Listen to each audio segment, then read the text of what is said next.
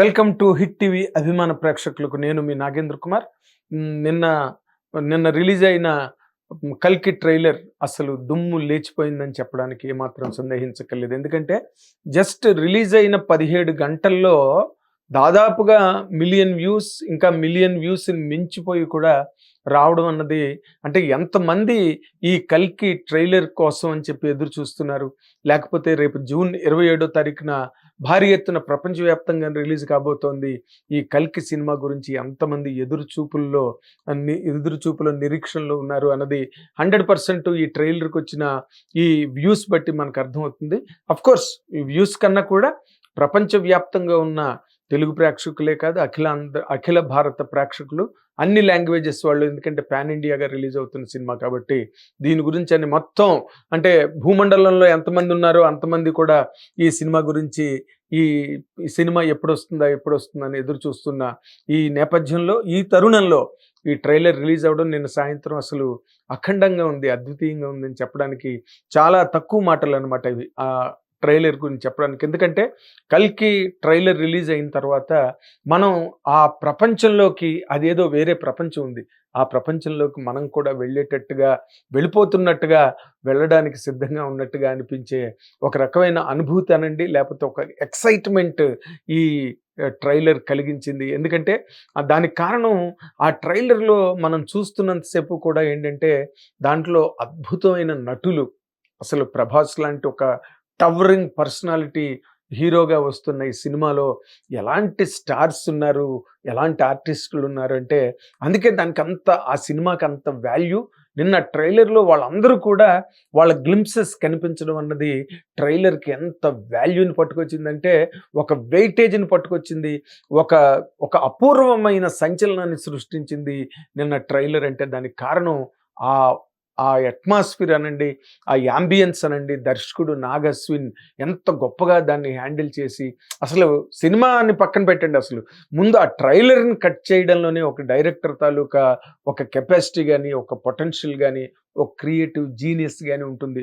కొన్ని గంటల, అంటే దాదాపు 3 గంటల పాటు ఉన్న సినిమాని అంత తక్కువ నిడివిలో ఒక ట్రైలర్ని కట్ చేయాలంటే ఎంత జీనియస్ ఉండాలి. ఆ జీనియస్ అంతా ఆ దర్శకుడు నాగశ్విన్ దానిలో వినియోగించి అంత అద్భుతంగా, ఎందుకంటే ప్రపంచవ్యాప్తంగా ఉన్న ప్రభాస్ ఫ్యాన్స్ కానీ, అందులో ఉండే all India super star legend Amitabh Bachchan గారి గురించి వెయిట్ చేసే ఆడియన్స్ కానివ్వండి, ఇంకో పక్కన ఉలగ నాయకన్ కమల్ హాసన్ గురించి వెయిట్ చేసే ఆడియన్స్ అవనండి, వీళ్ళందరూ కూడా అవతల Deepika Padukone, all India heartthrob ఆ దీపికా పడుకొనే గురించి వెయిట్ చేసేవాళ్ళు కానివ్వండి, వాళ్ళందరూ కూడా అక్కడక్కడ కనిపిస్తూ వాళ్ళ పాత్రల తాలూకా గ్లింప్సెస్ దాంట్లో కనిపించడం. గ్లింప్సెస్ అంటే ఏంటి, వాళ్ళ తాలూకా షాట్లు పడడం, ఆ క్యారెక్టర్కి సంబంధించిన ఒక ఇంట్రడక్షన్ లాగా, ఆ క్యారెక్టర్కి సంబంధించిన ఒక ఎగ్జిస్టెన్స్ని తెలియజేస్తూ ఆ కట్ అయిన ఆ ఫ్రేములన్నీ కూడా అస్సలు అసలు కల్కి అంటే ఎప్పుడొస్తుందిరా బాబు జూన్ 27వ తారీఖున అన్నట్టుగా జనాలు ఎదురు చూశారు. అండ్ పక్కన జాతీయ స్థాయిలో ఎన్నికలు, అవతల ఆంధ్రప్రదేశ్లో ఎన్నికలు, ఇవతల తెలంగాణలో ఎన్నికలు, వాటితో పాటు రిజల్ట్స్ రావడం, మినిస్ట్రీలు ఫార్మ్ అవ్వడం, అక్కడ జాతీయ స్థాయిలో ఢిల్లీలో సమావేశాలు, మీటింగ్లు, దానిలో మళ్ళీ మంత్రివర్గ ప్రకటనలు, ఇవన్నీ జరుగుతున్న మధ్యలో ఇంకో పక్కన ఏపీలో చంద్రబాబు నాయుడు గారు ప్రమాణ స్వీకారం చేయబోతున్నారు ముఖ్యమంత్రిగా. అండ్ అక్కడ మన తెలుగు వాళ్ళకి అక్కడేమో జాతీయ స్థాయిలో మంత్రివర్గంలో స్థానాలు లభించడం, ఇంత ఎక్సైట్మెంట్ ఒక పక్కన ఉంటుండగా కూడా కల్కి ట్రైలర్కి అంత ఫాలోయింగు, అంత రిసెప్షన్ వచ్చిందంటే ఒక్కసారి ఆలోచించండి అసలు దాని గురించి. అంటే ఆలోచించడానికి కూడా అవకాశం లేనంత ఒక ఎక్సైట్మెంట్తో మనుషులందరూ బరువెక్కిపోయారు, ప్రేక్షకులందరూ బిర్రెక్కిపోయారు అని చెప్పడానికి ఏమాత్రం వెనుకాడనక్కర్లేదు.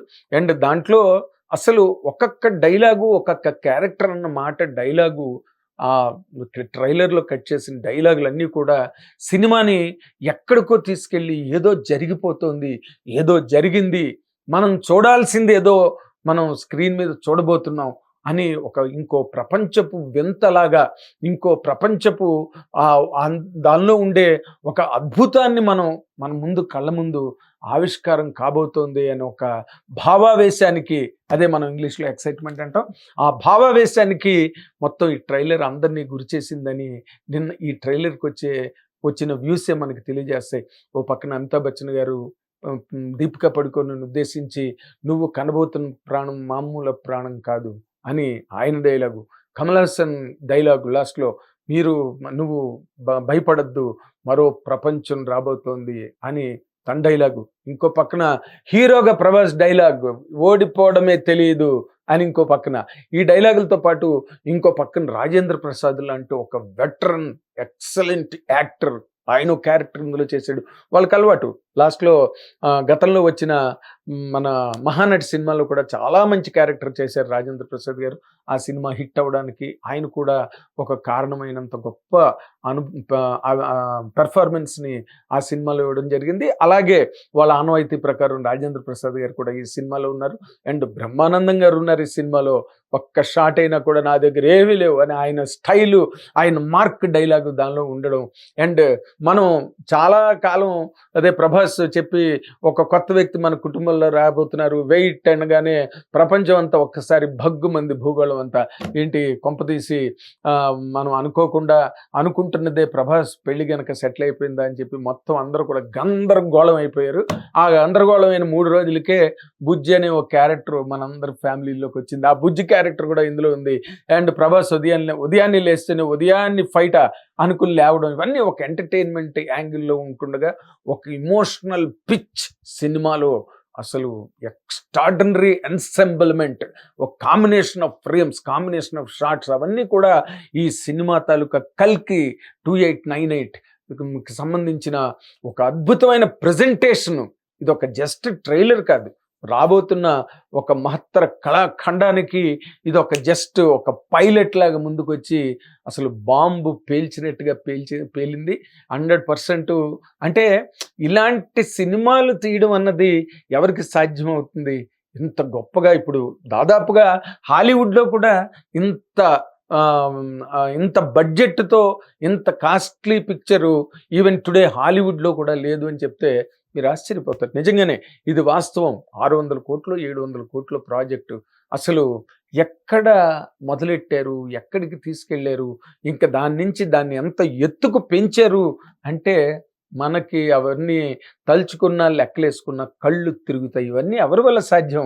తెలుగు సినిమా ఇండస్ట్రీలోనే కాదు, ఇండియన్ ఫిల్మ్ ఇండస్ట్రీలోనే ఆ ట్రెండ్కి ఆజ్యం పలికిన వాళ్ళు, శ్రీకారం చుట్టిన వాళ్ళు ఒకే ఒక్క వ్యక్తి, వైజయంతి మూవీస్ అధినేత అశ్విని దత్ చలసాని అని చెప్పడానికి ఆయన తాలూకా గతం, ఆయన తాలూకా చరిత్ర, ఆయన తాలూకా ట్రాక్ రికార్డు, ఆయన తాలూకా నిర్మాణ శైలి, సుదీర్ఘకాలం కొనసాగిన నిర్మాణ శైలి, దానికి కారణం అశ్విని దత్ గారు మాత్రమే ఇలాంటి గొప్ప కళాఖండాలను నిర్మించగలరు. ఈరోజేంటి, ఎప్పుడో జగదేకుడు అతిలోక సుందరి టైం నాడే, ఒక 30 ఏళ్ళ క్రితం నాడే ఆయన ఆ రోజు లేని బడ్జెట్లు పట్టుకొచ్చి, ఆ రోజు తెలియని బడ్జెట్లని సినిమా ఇండస్ట్రీకి పరిచయం చేసి, అసలు అంతవరకు ఎప్పుడో మనకు విజయవాడ సినిమాల్లో సెట్ల అలవాటు, పాతాళ భైరవ్ కానీ, లేకపోతే ఒక మాయాబజార్ కానీ, ఒక జగదేకుడు కథ కానీ, ఇలాంటి వాటికి, బట్ వాటికి కూడా చాలా వరకు బ్లాక్ అండ్ వైట్ కాబట్టి పెయింటింగ్స్తో మేనేజ్ చేసిన సందర్భాలు కూడా ఉన్నాయి. బట్ కలర్ సినిమాకి వచ్చే వరకు అంటే ఆడియన్స్ బాగా తెలివి మీరిపోయి వాళ్ళ అన్ని విషయాలు వాళ్ళకి అన్నీ తెలిసిపోయి తెర మీద కనిపిస్తున్నది ఏంటో పూర్తిగా అర్థం చేసుకుని దాని మీద పూర్తి పరిపూర్ణమైన వ్యాఖ్యానం చెప్పగలిగినంత మెచ్యూరిటీ ఆడియన్స్కి, ప్రేక్షక లోకానికి వచ్చిన తర్వాత తీసిన సినిమా జగదేకుడు అతిలోక సుందరి. దాంట్లో వేసిన సెట్లు, విజయవాహినిలో చిరంజీవి గారు, శ్రీదేవి గారు షూటింగ్ చేస్తుంటే, విన్సెంట్ గారి కెమెరా, వెనకాతల ఇళయరాజా గారి మ్యూజిక్, అద్భుతాలు ఆనాడే సృష్టించిన అశ్విని దత్ గారు ఇప్పుడు మళ్ళీ ప్రపంచంలో సినిమా మేకింగ్ ట్రెండ్ మారిపోయి, తెలుగు సినిమా ఎక్కడో అంతర్జాతీయ స్థాయికి వెళ్ళిపోయి, జేమ్స్ కెమెరూన్ అండ్ అలాంటి గొప్ప గొప్ప మేకర్స్ కూడా మన తెలుగు సినిమాని చూసి ఆశ్చర్యపోయి అబ్బురపడిపోతున్న ఈ టైంలో, ఈ రోజునున్న టెక్నాలజీ, సినిమా టెక్నాలజీ, అవతల సైన్స్, యువతల మన పురాణం, అవతల ఫ్యాంటసీ, ఇన్నిటిని కలిపి నాగశ్విన్ తయారు చేసిన ఈ స్టోరీని తెరకెక్కించాలంటే ఆ దమ్ము, ధైర్యం బి. గోపాల్ గారు చెప్పినట్టుగా ఇందర్ షూటింగ్ టైంలో ఆ కాశీలో జరిగిన షూటింగ్‌కి జూనియర్ ఆర్టిస్టులని తీసుకొచ్చి పెట్టి ఆ సీన్‌ని ఎంత పకడ్బందీగా ఎంత చాలా స్ట్రాంగ్‌గా ఎలా తీయడానికి అశ్విని దత్ గారు మన అభిమాన నిర్మాత అశ్విని దత్ గారు ఎంత గట్స్ ప్రదర్శించారని ఆ సినిమా దర్శకుడు బి. గోపాల్ గారు చెప్తూ, ఒక్క గుండున్న మనిషి అలాంటి సినిమా తీయలేరు, 2 గుండెలు కావాలి, అలాంటి 2 గుండెలు ఉన్న వ్యక్తి అశ్విని దత్ గారు అని చెప్పి బి. గోపాల్ గారు చెప్పడం జరిగింది. అలాంటి 2 గుండెలు కాదు, ఈ సినిమాకి 10 గుండెలు ఉండాలి, 10 గుండెలు కూడా ఉన్నాయేమో అశ్విని దత్ గారికి తెలియదు కానీ, బట్ 100% ఆయన అంత తాకత్ అంటారు, ఆ తాకత్, ఆ కెపాసిటీ, ఆ స్ట్రెంగ్త్, ఆ ఛాలెంజింగ్ మైండ్, అవన్నీ ఉండబట్టే ఇలాంటి ఒక సినిమా అంటే హాలీవుడ్ స్థాయిని ప్రశ్నించి హాలీవుడ్ స్థాయిని తలదన్నే రేంజ్లో ఈ టెక్నాలజీని వాడి దానికి కావలసిన సెట్లు, దానికి కావలసిన మళ్ళీ ఆర్ట్ వర్క్, దానికి కావలసిన గ్రాఫిక్స్, వీటన్నిటినీ తీసుకొచ్చి ఒక చోట పెట్టి అంటే నాగశ్విన్ ఆయన బ్రిలియన్స్ కానీ ఆయన జీనియస్ కానీ మామూలుగా మాటల్లో చెప్పలేను. ఎందుకంటే హీ క్రియేటెడ్ అనదర్ వరల్డ్. ఆ రోజున బాహుబలి ఈ టైంకి ఒక పీరియడ్ అట్మాస్ఫియర్ని ఎలాగైతే ఆయన మన రాజమౌళి గారు ఎలా క్రియేట్ చేసి ప్రపంచంలోనే అంత గొప్ప రికార్డును సృష్టిస్తే, ఈ సినిమాకి సంబంధించి ఇది ఒక పీరియడ్ ఫిల్మ్గా కాదు. పీరియడ్ ఫిల్మ్ అంటే దానికి ఒక సెట్ వర్క్, దానికి ఒక ఫార్మేటు, దానికి కంప్లీట్గా ఒక యూనిఫార్మిటీ ఉంటుంది వాళ్ళ సెట్లలో కానీ, ఆ సెట్లకు వాళ్ళు వాడిన లైటింగ్స్ కానీ, కలరింగ్స్ కానీ, ఇవన్నీ కూడా. బట్ ఇది అలా కాదు. ఎక్కడ Ashwatthama character Mahabharatam from time immemorial అంటారు. మహాభారతం ఎప్పుడు జరిగిందో ఊరికే లెక్కలు కానీ, బట్ మహాభారతం ఎప్పుడు జరిగిందో కూడా తెలియదు అని చరిత్రకారులు కానీ, శాస్త్రజ్ఞులు కానీ ఇంకా దాని గురించి తర్కించుకుంటున్నంత ఎప్పుడో జరిగింది మహాభారత యుద్ధం కానీ, భారతం కథ కానీ. అలాంటి ఆ పురాణంలో ఉన్న పాత్ర ఇది అశ్వత్థామ పాత్ర. సప్త చిరంజీవుల్లో ఒకరైన అశ్వత్థామ ఇంకా బతికే ఉన్నారు. ఆయనకి ఈ రోజున అంటే కల్కి ప్రవేశం, కల్కి జననం, కల్కి జన్మ, ఇవన్నిటికీ సంబంధించి ఇంకో పక్కన మోడర్న్ టెక్నాలజీ, దానికి సంబంధించిన ఒక హ్యూమన్ కంపెనియన్ బుజ్జి, అది చేసే వండర్సు, అది చేసే మ్యాజిక్స్, జిమ్మిక్స్ ఈ సినిమాలో చిన్న పిల్లల దగ్గర నుంచి అంటే ఆబాల గోపాలం అని మనం అంటాం చూడండి.